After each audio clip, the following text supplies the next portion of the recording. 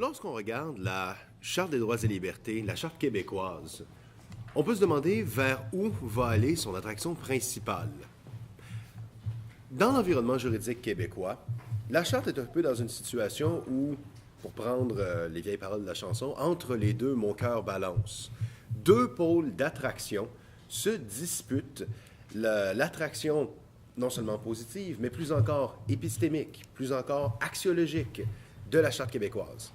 D'une part, la tradition civiliste et le Code civil du Québec.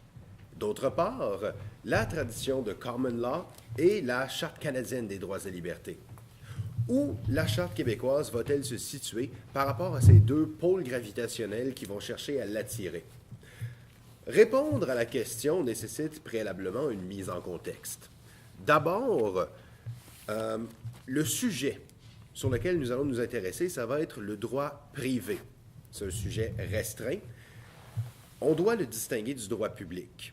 Le droit public, pour mettre l'échiquier en place, va s'intéresser par les relations verticales entre l'État et le justiciable.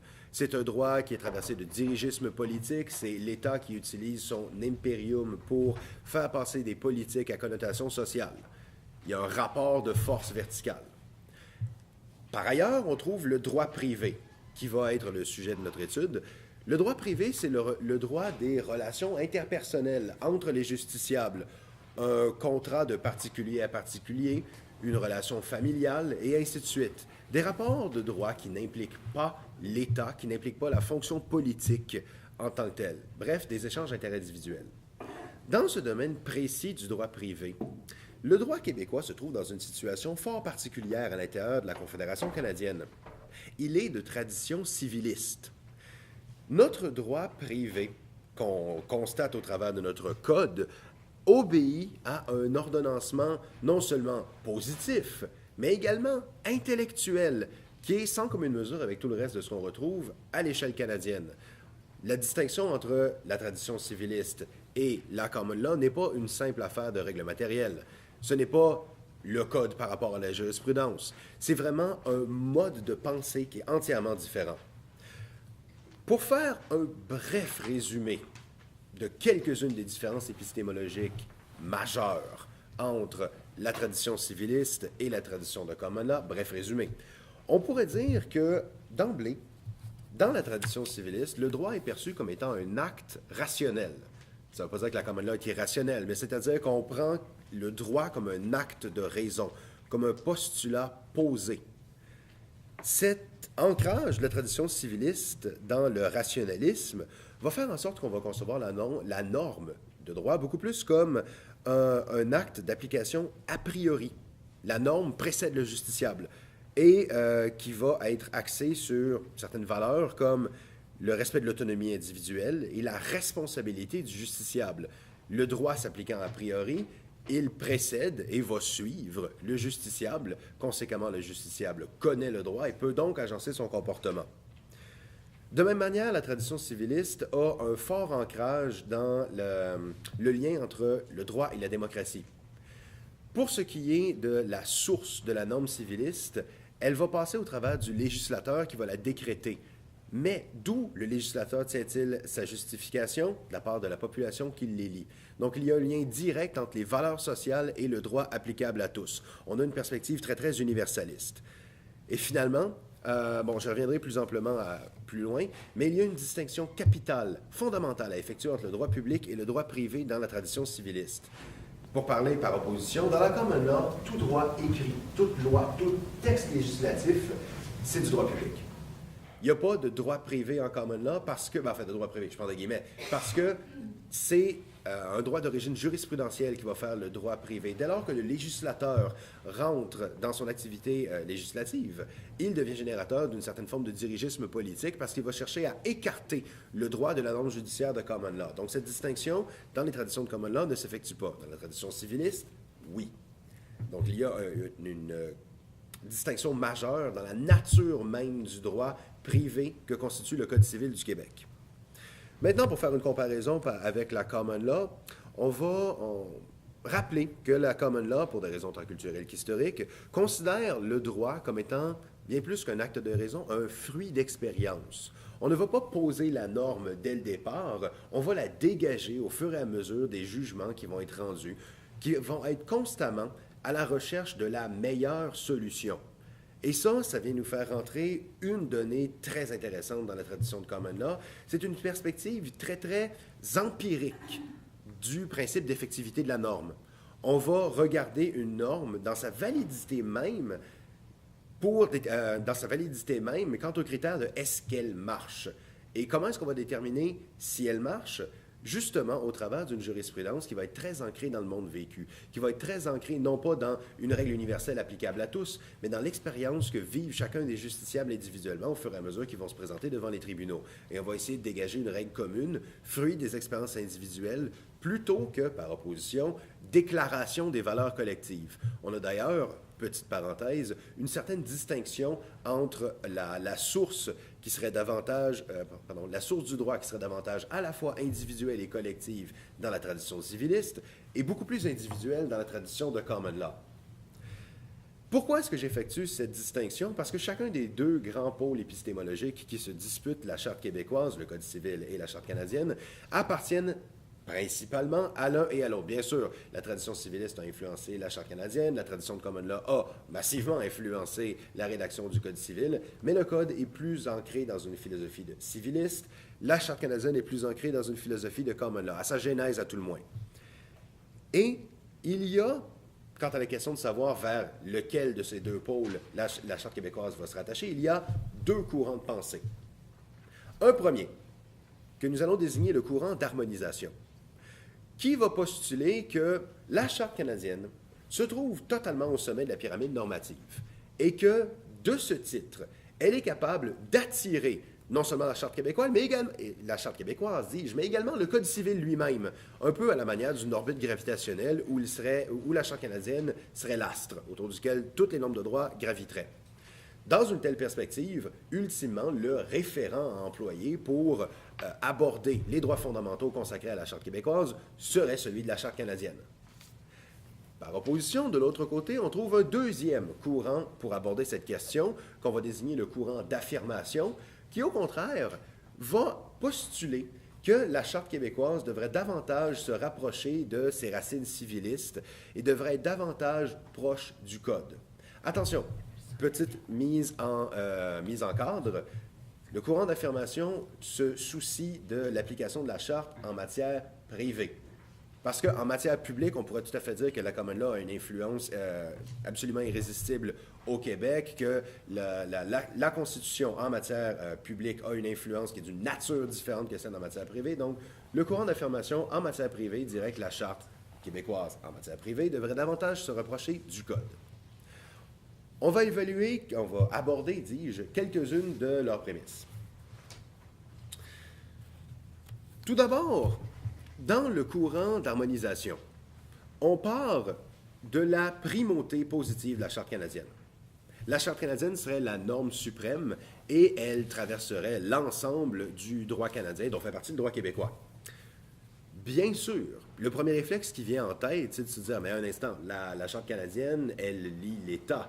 Elle ne s'applique pas au rapport de droit privé. Dans ce cas-là, comment est-ce qu'on pourrait l'utiliser comme référent adéquat pour juger des questions de droit privé lorsqu'on mobilise la Charte québécoise?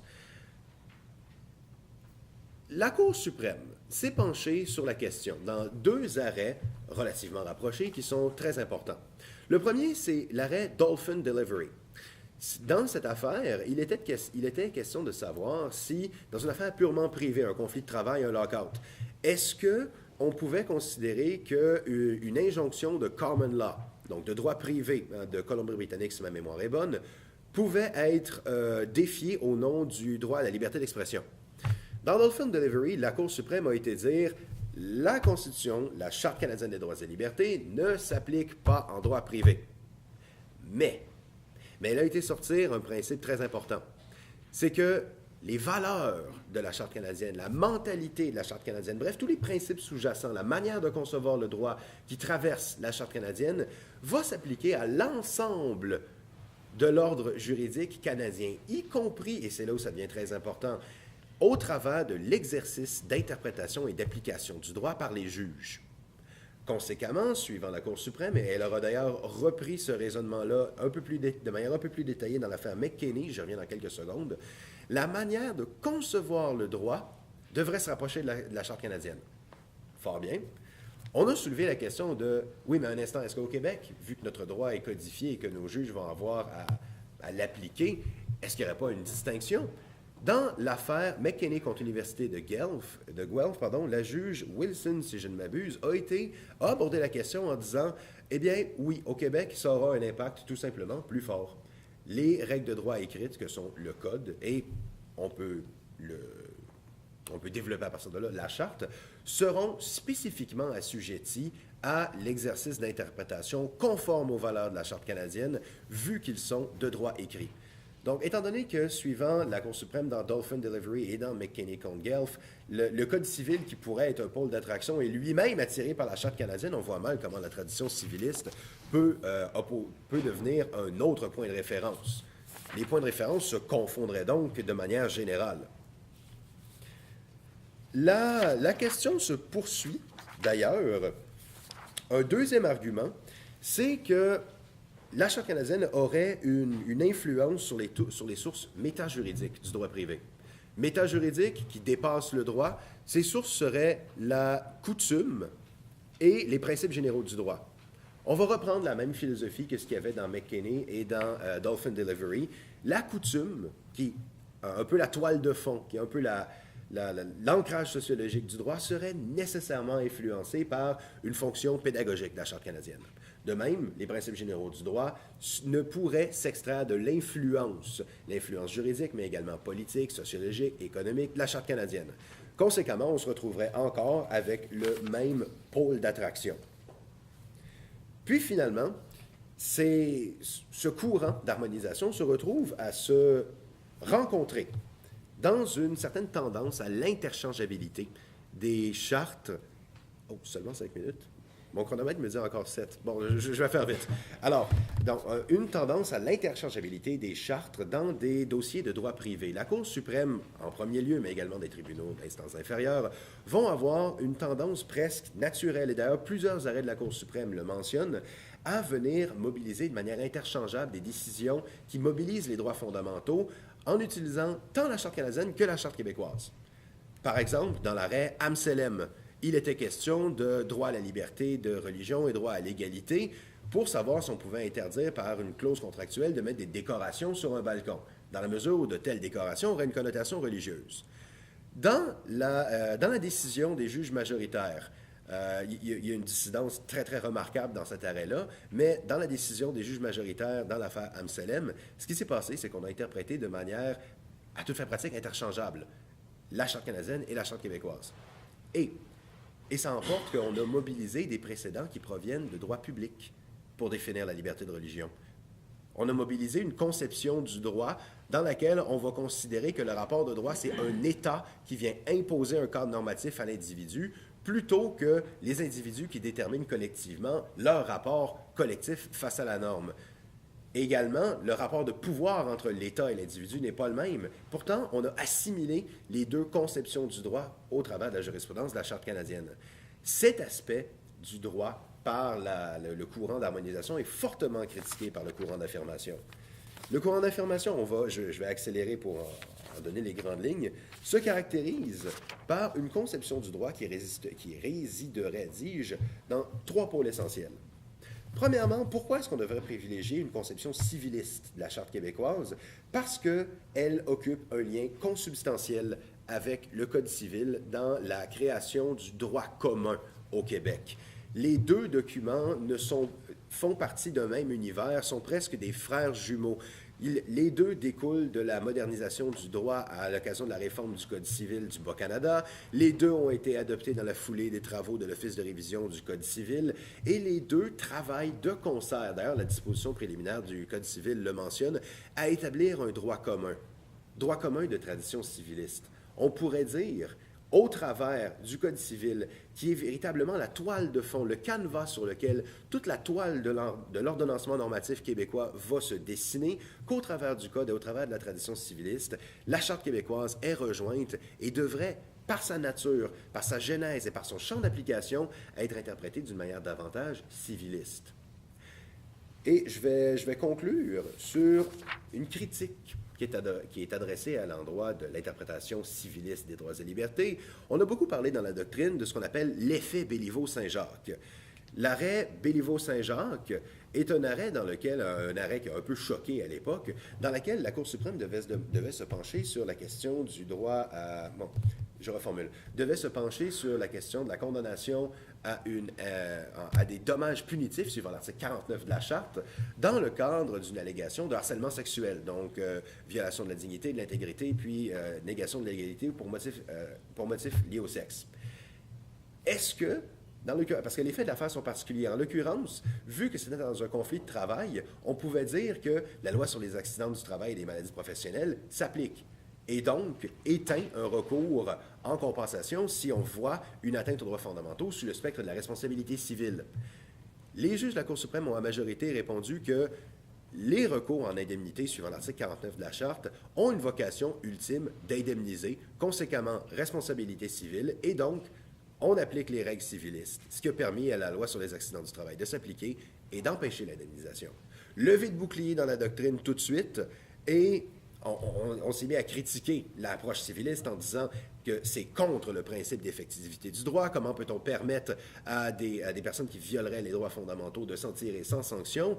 Mais on doit répondre à ces critiques une chose, c'est qu'en matière privée, le genre de rapport, le genre de relation entre les parties impliquées est d'une nature tout à fait autre. Si on transformait les recours en dommages punitifs suivant l'article 49, suivant une perspective chartriste canadienne, on se retrouverait avec un risque en matière privée de virer vers une pénalisation de la responsabilité civile dès lors qu'on invoque les droits fondamentaux.